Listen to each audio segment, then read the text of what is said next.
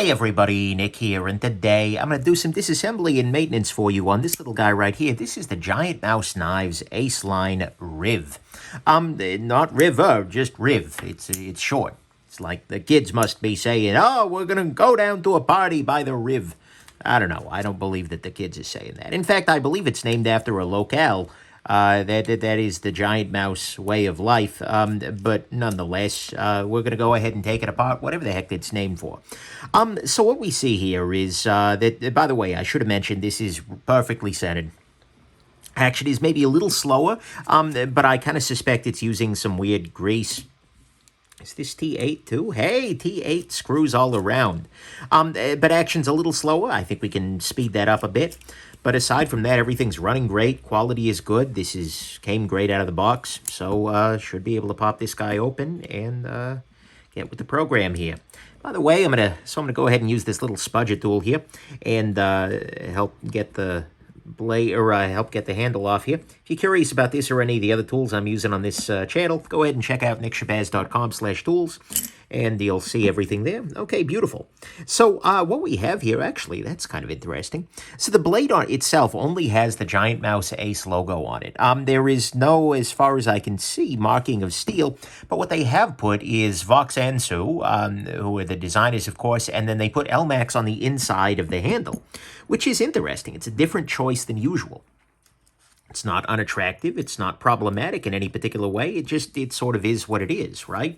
I use these, this is frosting. I'm just going to leave it there. Anyways, so they did that, which is interesting. It's different. So let's go ahead and clean it off. I'm going to go ahead and use some rubbing alcohol here and clean this guy off. Have to get my thing started. I just refilled it, actually. Refilled my dispenser because I was finally able to put hands on some actual 91% rubbing alcohol, which is just better for my particular purpose with this, even though for sanitation, probably not as much. So that's a minor win, right? But anyways, I'm cleaning this guy up a little bit. We see that it's running on relatively thick grease.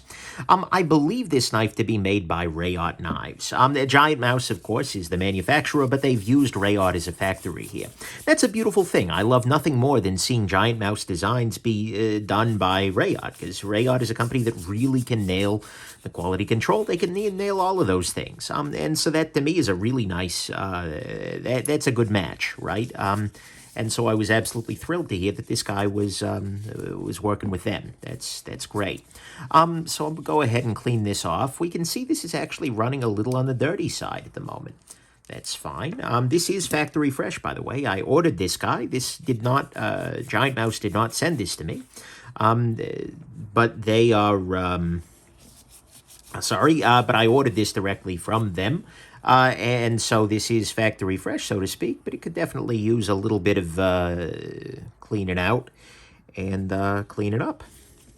So we are at the point now where we're ready to put this little guy back together.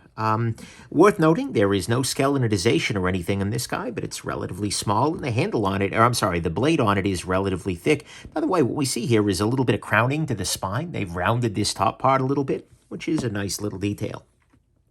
But time to start the reassembly. I'm going to go ahead and I'm going to use some 10-weight nano oil on this guy. Knife pivot lube would work probably just as well here, but for bearing knives, I just tend to use this, and this gives me a nice quick action here. And I think that's a beautiful thing. One thing we can note, by the way, is ceramic bearings. See here, ceramic bearings, as well as a ceramic detent ball, as well as a lock bar insert, which, again, all of these things are beautiful things. For those of you who are still wondering about the frosting on the tweezers, that was used during a gingerbread house making situation.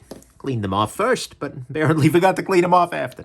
Anyways, I digress. Let's put this guy back together.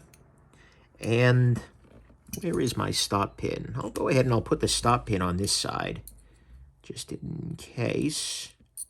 Well, not just in case, just that'll make my life easier. There is not a situation in which that does not make my life slightly easier. So, just in every conceivable case. There we go. Problem solved. Clean this up a little bit. The over-lubrication police coming to take me away if you're hearing the sirens in the background. Hopefully not. So far, I've dodged that bullet. Okay, and then actually I'm realizing I forgot to lubricate the detent ball hole, but I'll go ahead and I'll do the next best thing, and that is to lubricate the detent ball itself, and that should spread it out in a natural sort of way.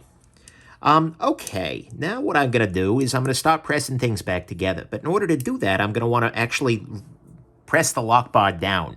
This will allow everything to sort of snap into place, because remember, you can't actually put a knife back together with the lock bar open, lock bar fully locked over, because there is a necessary tension between the stop pin and the lock bar when the knife is open. So I'm going to go ahead and use some blue thread locker here, put that on there. Complaints-wise, I got no complaints with the construction here. This is nicely done. Giantmouse is a company that I do like a fair amount, especially, these new collabs with Rayot have been really nice. The Sonoma was great, and then seeing this guy, I think this is going to scratch very similar to itch to some other production pieces out there in the world, because it's by the same designers, for instance, as the CRKT Pilar, but it's going to be a higher-end version of it, and I think that's going to land really well with a lot of folks. I see this one having some legs, so to speak. And especially, I'm hoping that once I get these back spacer screws in here, everything's going to go even better. And okay, we are dead centered. Oh, yeah, that's nice. The pivot is over tight, though, is my bet. So let's loosen this pivot just a scotch. Okay. Oh, yeah. No blade play. Super smooth. The centering is now very slightly off, but I suspect that's because I tightened these down while the pivot was over tight. So let's go on ahead and just relax those a little bit, and then put everything back into position. And right now, I'm wondering whether in order to get this perfectly centered, I'm going to need to increase lock bar tension. Yeah. So one thing that, and I've talked about this before, but what I'm doing over here is I'm just loosening and tightening the pivot here. And you'll see that it actually has an effect on the centering of the blade.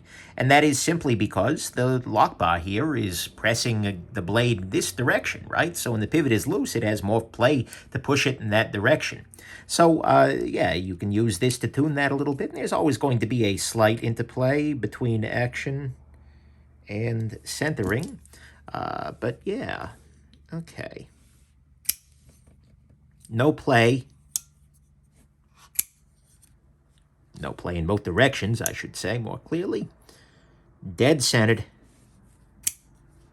That's nice. That's real nice. I'm very happy with how that cleaned up. A little quicker action, a little nicer, but wasn't bad to start with. And now I get to throw this guy in my pocket and give it a little bit of lock bar dependency, so to speak, on the action. If you got fingers resting on the lock bar, it definitely tightens that action up a little bit, tightens the detent up a little bit. But no, I mean, so far, yeah, so far so good. So let's throw this guy in the pocket and give it a carry, and then I'll come back with you all, with a review at a point in the future. So, hope this has been interesting to you, that you found this riveting, and that you have yourselves just an absolutely wonderful rest of the day. And if you didn't enjoy it, cry me a river. Bye now.